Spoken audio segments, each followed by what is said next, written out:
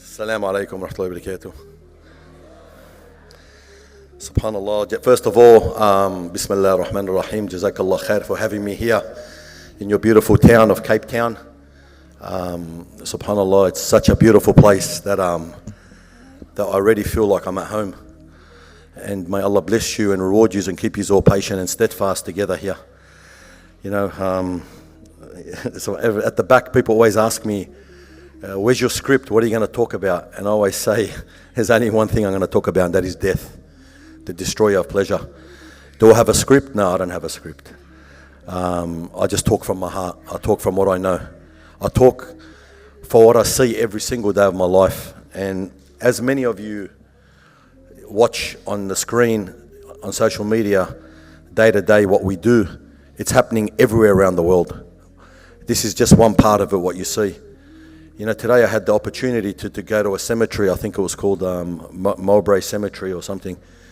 And SubhanAllah, just walking around the cemetery, it puts you back into a state of humbleness. Reading all those names.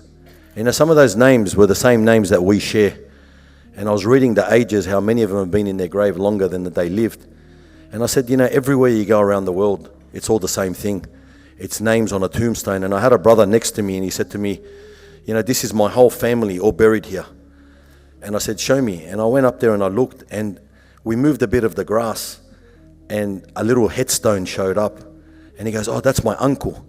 And I said, SubhanAllah, it was a little bit of grass had covered the headstone. And I said, when your uncle was alive, he had an address, he had a home, he had a job, he had status, he had something to do every day. We walked past it and it was just covered in grass. And I thought, why do we walk on this earth with all this pride, thinking that we're going to be here forever, thinking that, you know what, I've got a long time to go before I die because I'm still young. But I'm going to tell you something. Death doesn't discriminate. It doesn't care if you're young, if you're old, if you're rich, if you're poor. It doesn't even care if you're sick or you're strong. When your time's up, your time's up. And believe me, nothing will delay it because every single person has a date with death. Every single one of us has a date written when we are going to die. And that is the reality, that we will all slowly drift off and move slowly into the next world, into the life of the barzakh. So we ask ourselves every single day, are we ready to meet our Creator? Are we ready to face Allah and seeing what our last actions were? And you know, I speak for myself every day, that I say to myself, Ya Allah, take me away when you're pleased with me. And I hope that everybody says the same thing. You know, SubhanAllah, my brothers and sisters, you know, if a lot of you guys obviously know a lot of the stories that we see, but what got me into doing what I did, I've been doing this now for nearly 30 years. From when I was 17 years old, when I first got my license, the first job I did was collecting dead bodies from the morgues. And at 17 years old, it was good to earn money back then. I had no idea about what I was doing. To me, it was getting an extra, you know, I used to supposed to take 2 people with me to pick up a dead body. I used to go do it on my own because I was greedy. I wanted all the money. And it was a good thing because it made me ponder a lot. It made me think. Because when I'll tell you something, the morgues in the hospitals are not in the front entrance, in the most prettiest place of a hospital. They're down below or they're at the back near the dumpsters. They're in a place that's out of sight, out of mind. So when I used to go to these morgues at 1, 2 a.m.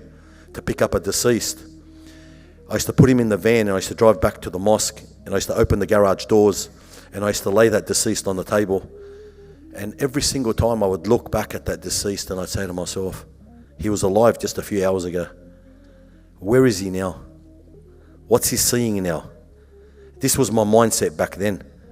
So I used to hold my hands up and make a dua from whatever words I knew, thinking to myself, maybe I am the only person in the world right now making dua for this man. And as time progressed, and I became a grave digger. For about 15 years, I was digging graves. And digging graves, you can take 2 things out of it. You can just say, I'm digging a hole, or I'm digging someone's SubhanAllah, home in the world, because the final resting place is the grave before we move on to the next part. So when I used to dig these graves, I used to jump inside them, I used to clean them up, I used to make them perfect. Every little bit of dirt out of the sides of it. Because I used to say, this is going to be his home now. And I used to jump in the grave and I used to bury the deceased myself. And counting to this day, I've buried over 10,000 people. And I've washed over 6,000. And if I go back home and I drive past the cemetery, see, the cemetery that we bury in is the biggest active cemetery in the world and the third biggest in the world. And when you drive through this cemetery, it's got a train system in it, it's got bus system in it. Till this day, I go past those names and I remember on that day, that person, where I picked him up from, what his family was like, what the day was like. And sometimes I even remember what the weather was like on that day. And you move forward now and I bump into their kids now. I bump into their grandkids and I have a story to tell them always. And when you move in this world like this, always remember that SubhanAllah, you're only as good as your last action. You're only as good as your last deeds. You're only as good as what, SubhanAllah, what you die upon is what you'll be resurrected upon. So you fast forward in life and, life takes you many places. And, I had the pleasure and opportunity to see a lot of the world in the other side of this job, in, the bodybuilding side and the sports side, and mingled with a lot of the people that people dreamt of and, did all this stuff. But, I would always remember to myself the grave when I was in those environments. I would always remember when I was 18, 19 years old, picking up those deceased in body bags. And it grounded me. Every time I think I'm going to get to a higher level, it brought me back to reality. And SubhanAllah, I fast forward to where I am today, and I think to myself, Alhamdulillah Rabbil Alameen, that I actually don't do a job. SubhanAllah, I do a communal obligation by washing the deceased, by burying the deceased, by shrouding the deceased, by organising the funeral for a deceased.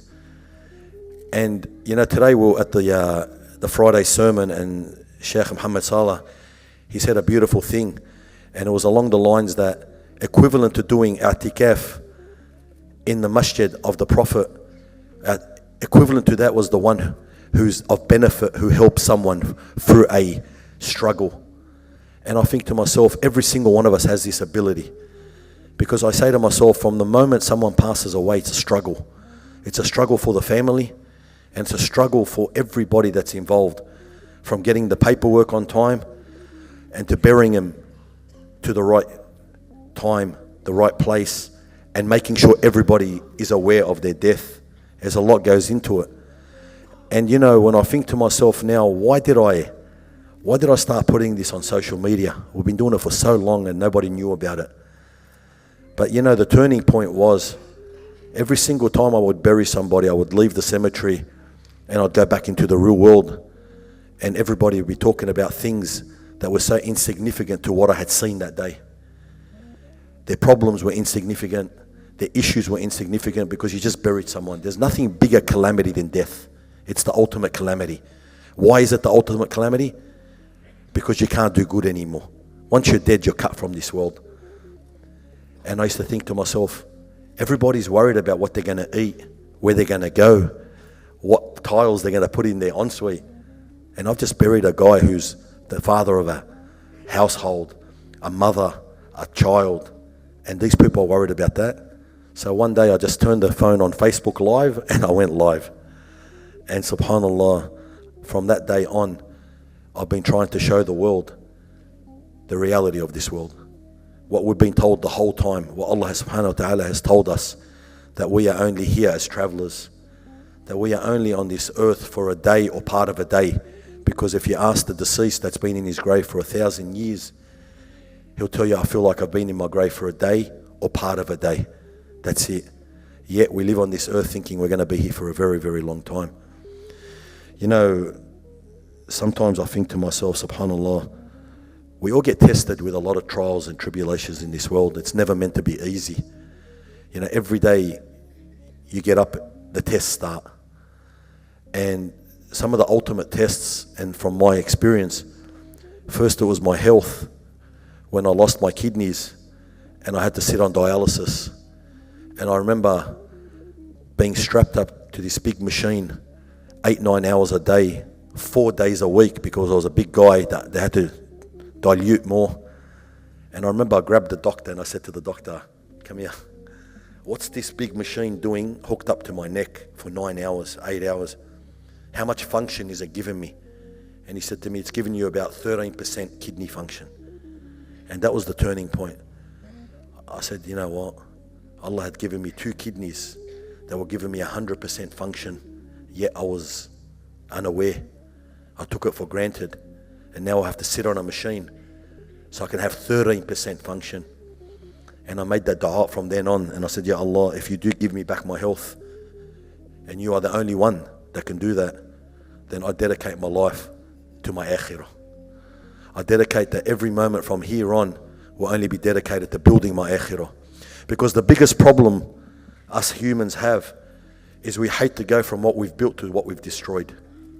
We've all built this world. We've all made it comfortable according to our means. But what have we built in the akhirah? What have we built when the day we pass away and we get carried on the shoulders of men, and a lot of times it's strangers carrying you, and lowered in a grave, and a lot of the times it'll be a stranger washing you and lowering you. What have we done that'll give us ease in the grave? We've built the world, we've made it comfortable, but we've built it for somebody else to inherit.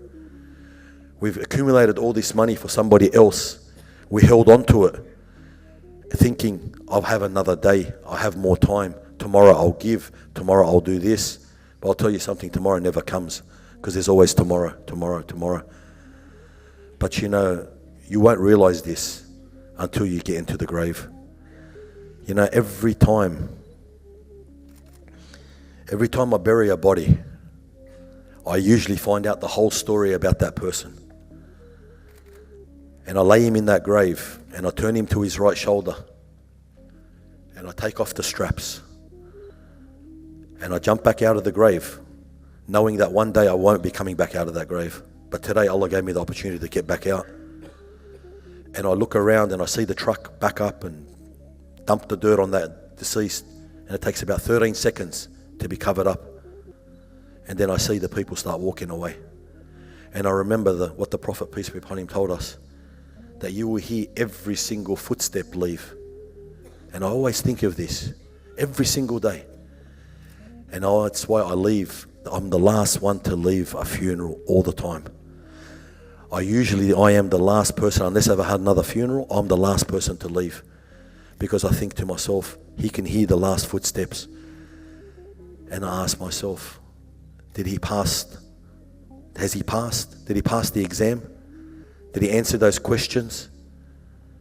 Has he got a window from paradise now? Or does he have a grave from the pits of hellfire? To me, that grave was dirt. You know, we look at graves, to us we see dirt. But that dirt is what we see, is not really what we see. Because when you're in that position, it will be either a grave of a piece of paradise or a grave of the pit of the hellfires. And I ask myself, SubhanAllah, always, what was the squeezing of the grave for him? Was it like the Prophet, peace be upon him, described and put his fingers together like the ribs crushing? Or was it just a nice hug, like a mother that hasn't seen her child for a long time?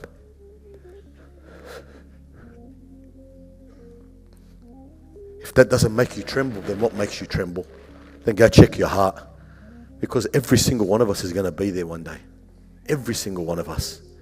Every single day, names are popping up.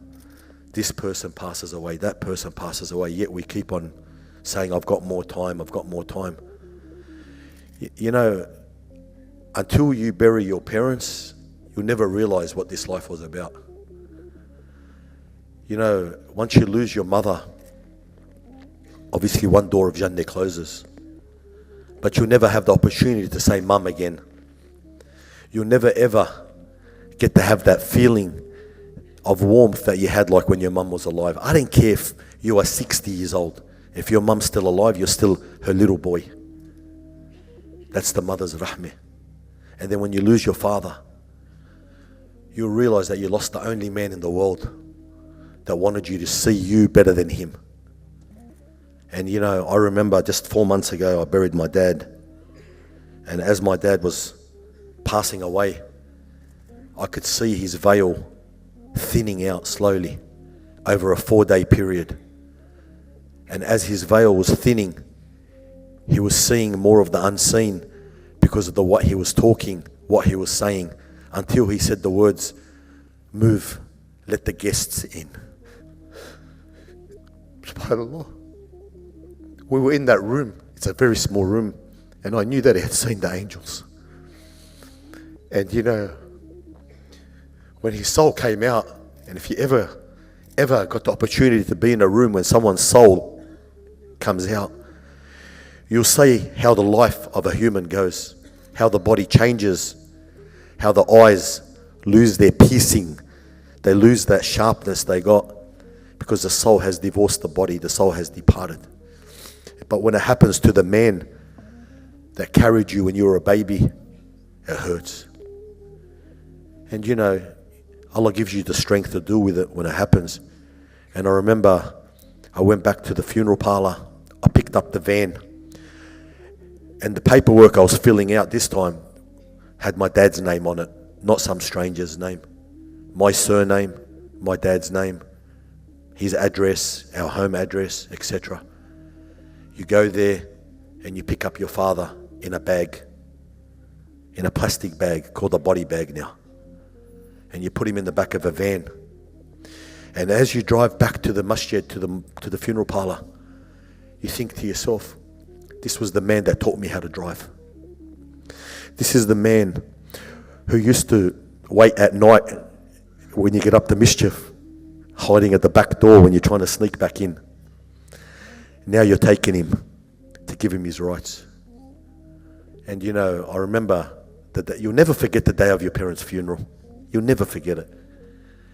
And I remember on the day of my dad's funeral, I had 2 other funerals. So I washed my dad first, and I continued to wash the other deceased after him, just like the rights of everyone else. Nobody is better than anyone. And I got out to spend a bit of time with my dad, and I led the janazah for my father. And I urge every single person here to lead the janazah for their parents, because nobody will make a more sincere dua than the child. And when I headed to the cemetery, I had 2 coffins in the car with me. One was my father and one was a stranger. And I got to the gates of the cemetery, and I had the choice to bury my dad first and the man second. And my dad's grave site was packed with people. And I looked at the other grave, and there was only a handful of people at the other man's funeral. So I turned to the other side, and I buried the other man first. I jumped in the grave, I buried this stranger while I left my dad in his coffin in the car. And then I said to the man, "Adhamallahu ajrakum, my condolences, now I have to bury my dad." And I continued to bury my dad. And I know that's what my dad would have wanted, because none of us are true believers until we love for our brother what we love for ourselves. And I'll never forget that day of putting my dad in the grave. And exactly like every other time I've done it, thousands of times before, except this time it was my dad. And when I uncovered my dad to give him his last kiss, you never forget it. Allah yarham all our amwat, ya Rab. Allah yarham all the ones that have passed away. And then you get out of the grave, and as I said, the footsteps, they walk away, and people start to talk about where they're going to go eat, what they're going to do, etc., etc. And you're left with the burden, you're left with the heartache, you're left with the memories. But we know that, SubhanAllah, they are the sabiqun. They are the ones that have gone forward. We're gonna follow them, don't worry. Our turn will come. Our turn will come. But we pray that while we are alive, that we can be an ongoing charity for our parents. Because believe me, the saddest thing I see is when somebody dies and he has nobody at all. He's cut from an ongoing charity. He's cut from waladun salihun yad'i lahum. He's cut from beneficial knowledge because he lived alone all his life. Some of the hardest sights you see is when somebody writes on a body bag unknown. And they're the ones I give so much more time for. Because I know to us, they're unknown in the world. But maybe to Allah subhanahu wa ta'ala in the heavens, they are known. Because my brothers and sisters, it doesn't matter what your status is in this world, how popular you are, who you think you are. What matters is what names you're going to be called when your soul is taken up heaven by heaven. What are they going to call you? The truthful one? Were you really truthful? Or was that just a name that people called you on earth? This is what you got to ask yourself. What will your name be in the heavens? You know, this world, your whole life, it's an exam. And a student, and we've all been students, we can relate with exams. You either pass or fail. And for a believer, the point of passing is simply a few words. It'll be either, "O pure soul, come out to the forgiveness and mercy of your Lord," or, "O you evil soul, come out to the wrath and anger of your Lord." That's it. And every single time I get a deceased that's smiling, I get a deceased that has his finger in shahada. And this is not just imaginary. I see the videos. I see the lead up to the death. I smile because I ask Allah, give me that death. I've seen videos of people giving salams as they're dying. Who are they giving salams to? To the angels. Because they lived their life in salam. What will our time of death be like? What will our last words be? We drive down the road, something jumps in front of you, someone cuts you off. The first word that comes out, believe me, it's not a good word. So test yourself. When the unseen comes to you, because that's what it is. When your veil lifts, it's the unseen. And those angels come to you. What will your words be like? You won't talk, you're not going to say nothing. But test yourself. The next time you get put into a position where something happens, and that's called patience. And that's something that we lack in this world. We're so quickly to lose our patience. And that's why this world needs a lot of patience. Because in that grave, your tongue will not answer. Your hands and feet will not do anything for you. Your soul will answer. The way you lived will be the way you die. And the way you die will be the way you are resurrected. And you know, it is so true. Because I just look at the funerals and who attends. And usually when I see a lot of suits, I know he was a businessman in life. And when I see a lot of young people and you know, your hectics or whatever they call them, I know this guy was Mr. Gangster.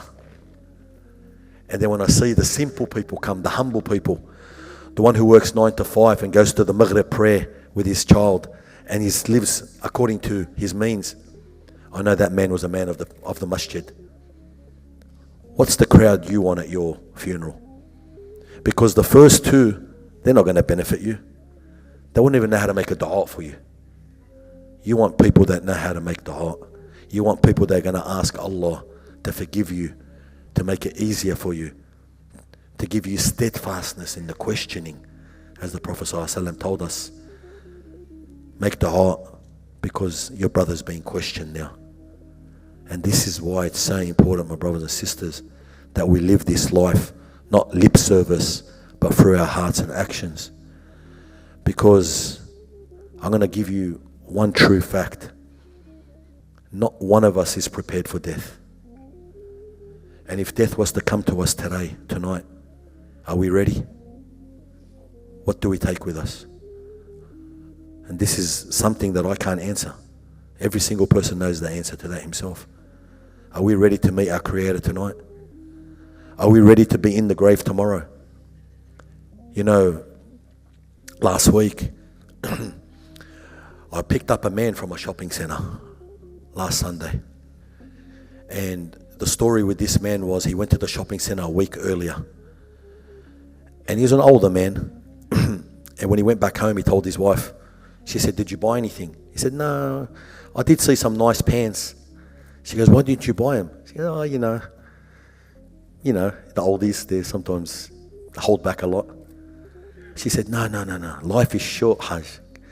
Whatever your eye sees, enjoy it, buy it. So he said, I'm going to go again next Sunday and I'm going to buy those pants. So he went last Sunday to the retail store. He picked the size he wants. He went into the change room and he passed away in the change room. The pants were just on him. He just put them on. When we went to pick him up, he had a medical condition, so we got onto the doctor straight away.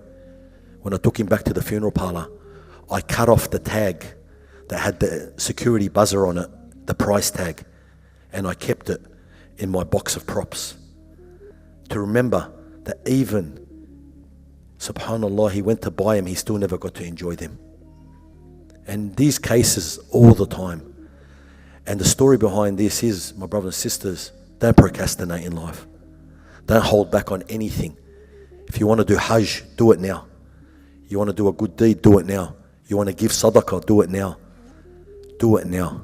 Because sometimes there is no tomorrow. And this is what this whole life, what gets me is we think that we have so much time on this earth to lead up to doing things. Just the other day, I picked up a man who lives on a farm. He's actually the father of a friend of mine. A very good man. He was on a video call, laughing and talking to his wife at Umrah, and passed away on the video call. And I said to myself, SubhanAllah, a death can come at any moment. At any moment. He didn't know he was going to die on a video call. And I think to myself, this man had plans, and his son tells me, he brings me out his book and he says, look, my dad writes down all the dates of the week, whose house he's going to visit and whose house he's going to eat at. You plan and Allah plans, but Allah's the best of planners. If we can take anything from tonight, my brothers and sisters, take one thing. That every soul shall taste death. That's a promise. Kullu nafsin da'ikatul maut. And the only one that will succeed is the one that prepares for his akhirah. Because as the Prophet ﷺ told his sahabas, the smartest one amongst you is the one that thinks about death a lot and also prepares for it. Not just thinks about it, but prepares himself for it. So I'm going to ask for one thing from every single one here, please. Is start to learn to forgive one another. Start to let things go. The most blessed washes I ever wash. And after doing this for so long, I get a feeling now when I wash a body to ask the questions to the family, and they're usually the answers that I know they are. The ones that end up smiling when you've washed them and shrouded them, and I promise you they're smiling. Because when you first start, they don't look like that. But once you purify them, once you give them the ghusl, once you give them that right and shroud them, a smile comes out. They start to beam, the skin goes like baby again. And then you ask the family, tell me about your father. They say, my father was a guy that just used to be a peacemaker. Never held grudges against anyone. If any two had altercations, had differences, he would bring them together. He would tell them, let it go. That's what my father was. And SubhanAllah, every single person that has that trait seems to have that blessed ending. Because they die with no grudges. They die with no resentment in their hearts. It's something we got to learn to do, is let it go. Forgive one another. I remember not long ago, I picked up a man and his son told me, my father, SubhanAllah, he was a peacemaker. And the last person he spoke to was his brother, who was overseas. And he said to his brother, my brother, please reconcile your kinships with your sister. You haven't spoken for 10 years. And his brother said to him, if you call me about this issue again, don't call me again. And he hung up on him. That man died a few hours later after that phone call. The brother that hung up on him will live with those regrets for the rest of his life. It's very easy, my brothers and sisters, to let it go. The worst thing I see at funerals is regrets.